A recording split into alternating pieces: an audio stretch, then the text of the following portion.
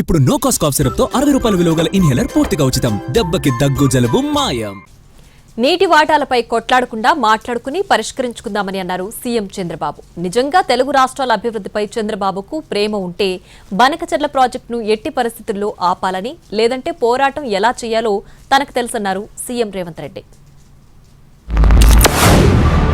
తెలంగాణ ఆంధ్ర కూడా కొట్టుకోవాల్సిన అవసరం లేదు, గొడవ పడవలసిన అవసరం లేదు.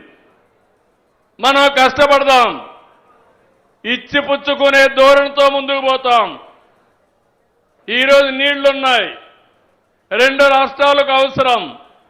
సముద్రం లేకపోయే నీళ్లు రెండు రాష్ట్రాలు వాడుకుంటే ఇటు రాయలసీమ అటు తెలంగాణలో ఉండే మెట్ట ప్రాంతాలు బాగుపడే అవకాశం వస్తుంది. చంద్రబాబు నాయుడు గారికి విజ్ఞప్తి చేస్తున్నా, మా పాలమూరు రంగారెడ్డి ఎత్తిపోతలకు అడ్డం పడవద్దు, మా డిండి ప్రాజెక్టును అడ్డుకోవద్దు, మా కల్వకుర్తి, మా భీమా, మా నెట్టంపాడు, మా కోయిల్ సాగర్ మీరు అడ్డుకోవద్దు. ఒకనాడు పాలమూరు జిల్లాను మీరు దత్తత తీసుకున్నా అని చెప్పారు. మీరు బాధ్యతగా ఉండండి, మమ్మల్ని బ్రతకనియండి, మా ప్రాజెక్టులు పూర్తి చేసుకోనివ్వండి. చంద్రబాబు నాయుడు గారికి విజ్ఞప్తి చేస్తున్నా, రాయలసీమ లిఫ్ట్ ఇరిగేషన్ 3 టీఎంసీలు రోజుకు తరలించే ప్రాజెక్టును మీరు రద్దు చేసి మీ ఉదారత్వం ప్రదర్శించండి. సహకరించకపోతే మేము చేసే విజ్ఞప్తులు చేస్తాం.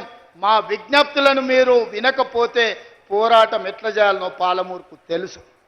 పాలమూరుకి పౌరుషం ఉంది, పోరాటం చేసి సాధించుకునే శక్తి ఉంది. దానికి నాయకత్వం వహించే బాధ్యత నేను తీసుకుంటా.